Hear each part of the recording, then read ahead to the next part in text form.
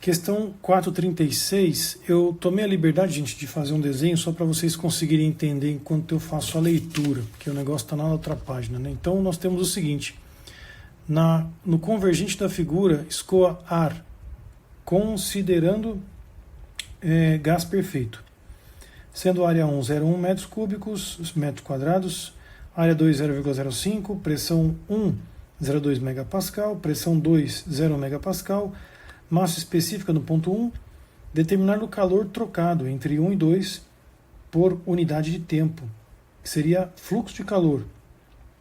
Isso é potência, gente. Sabendo que a vazão em volume na seção 1 é de 1 metro cúbico por segundo e que o escoamento é isotérmico. De novo, isotérmico, conforme a gente escreveu ali. Então nós temos que descobrir a bendita potência dissipada. Se ele pergunta isso, né? Fluxo de calor, e que seria por unidade de tempo, né? Isso é potência. Quando você vai lá na resposta, você vê lá que tem um watts, né? Então tá. Então no fundo ele quer isso aqui, ó. A potência dissipada, que é gama, vazão, HP. Só que no caso desse capítulo, o HP para nós é Qzinho. O Qzinho que informa para nós apenas uma troca de calor. Com relação à justificativa, né, vai cair dentro do sinal. Se vai ser fornecido para o sistema, para o gás, ou se vai ser retirado dele. No geral, né, como o gás sempre perde energia, como se retira, se o valor for negativo, se o Qzinho for negativo, então retira-se do gás. A energia sai dele. Se o Qzinho for positivo, então fornece ao gás energia. Essa seria a ideia e a resolução vai nascer desse Qzinho. Bom, então vamos lá. Primeiro passo. Vamos tentar contextualizar esse parâmetro. O tal da cota em 1 é igual a cota em 2 mais um HP. E esse HP é menos Q. Muito cuidado. Com esse Qzinho a gente consegue então descobrir a bendita pergunta dele, da potência nessa história.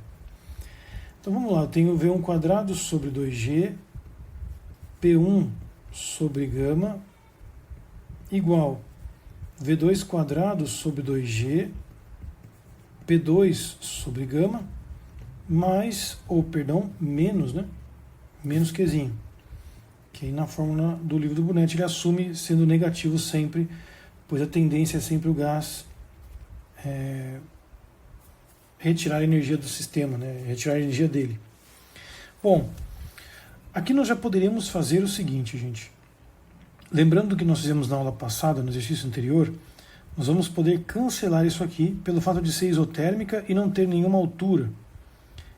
Cancelando isso, o nosso Qzinho, né, no fundo, o Qzinho, ele é a variação da cota cinética.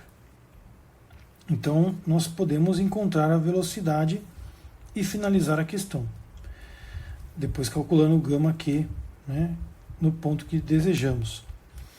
Agora, vamos dar uma olhadinha nesses parâmetros aqui para tentar encontrar as grandezas. Nós temos a vazão 1 em metros cúbicos por segundo. Isso é a área 1, V1.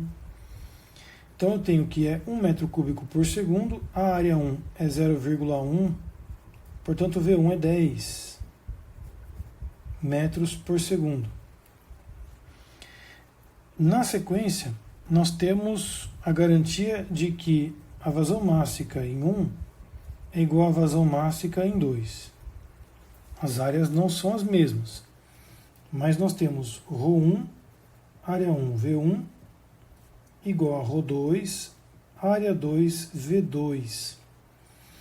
ρ1 vale 1, área 1 vale 0,1, velocidade vale 10. ρ2 nós não temos, e aí que surge um problema. Quando nós fizemos a relação a massa específica ela é pressão, massa molar RT. Pressão, massa molar RT. A partir dessa relação, então, eu posso calcular o tal do MRT para jogar numa outra relação com o 2. O que eu quero dizer com isso? Nós temos condições para efetuar esse cancelamento.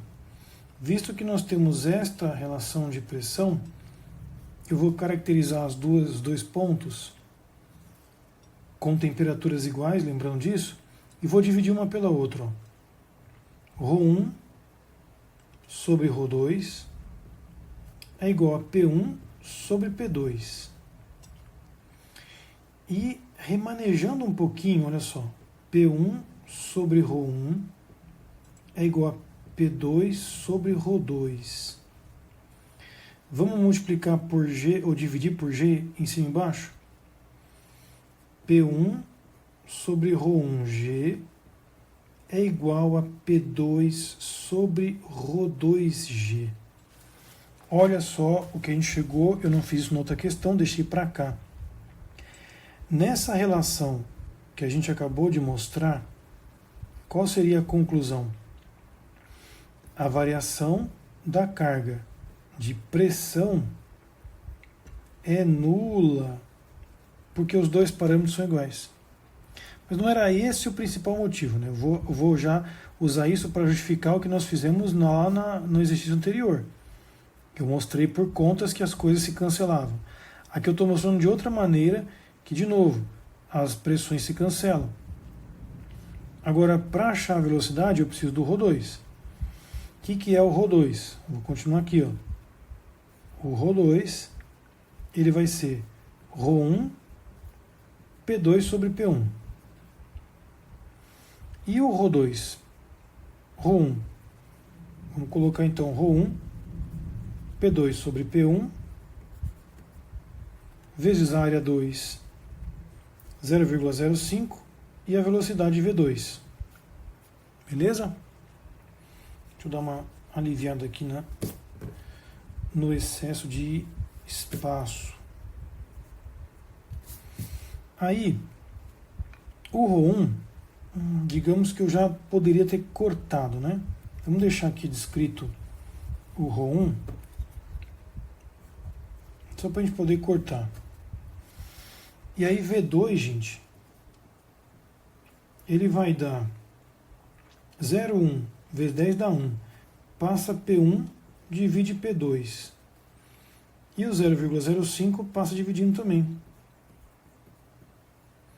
Então a velocidade 2 a gente descobre, que é o que nos interessava para lá. P1 é 0,2, P2 é 0,1, vai dar 2, 2 dividido por 0,05, dá 40 metros por segundo.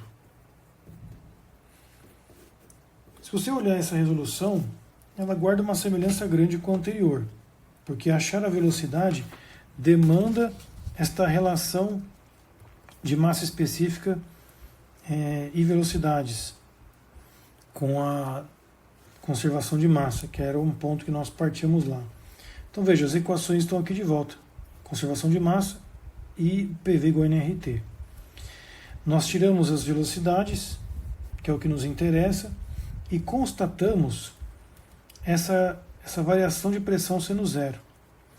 Conclusão, o Qzão é simplesmente isso. Então o Qzão vai ser o quê? V2, que é 40 ao quadrado sobre 20, menos o V1, que é 10 ao quadrado sobre 20.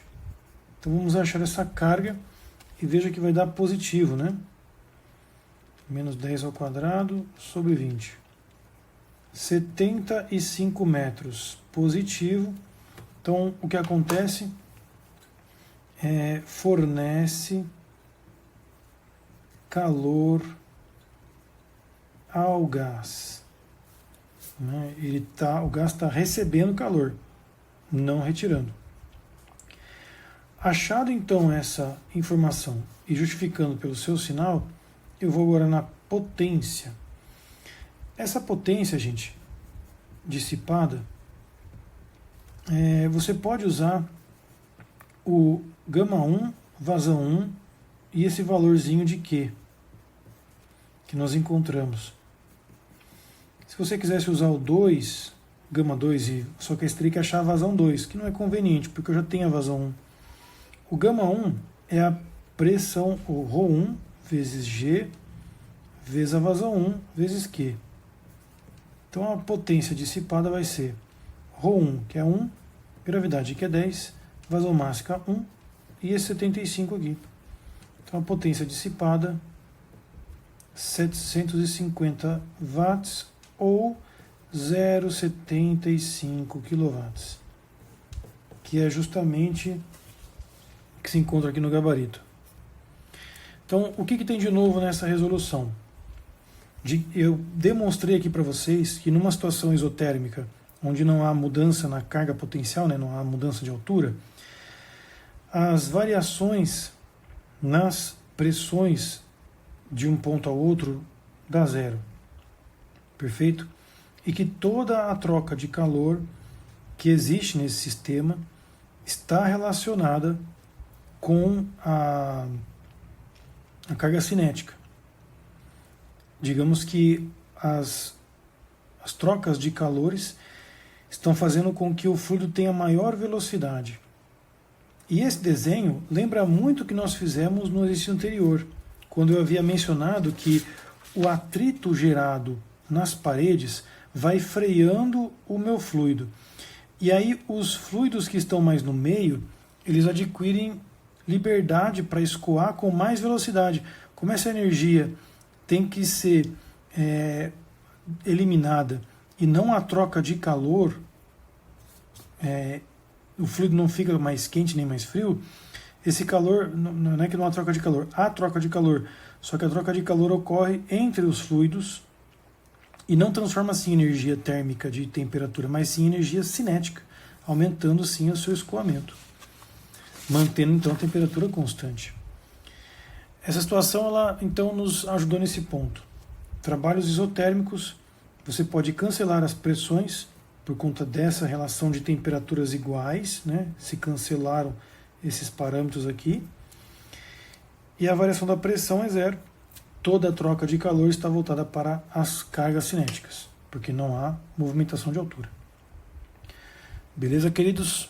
Questões complicadas demandam interpretações para não ficar só na resolução.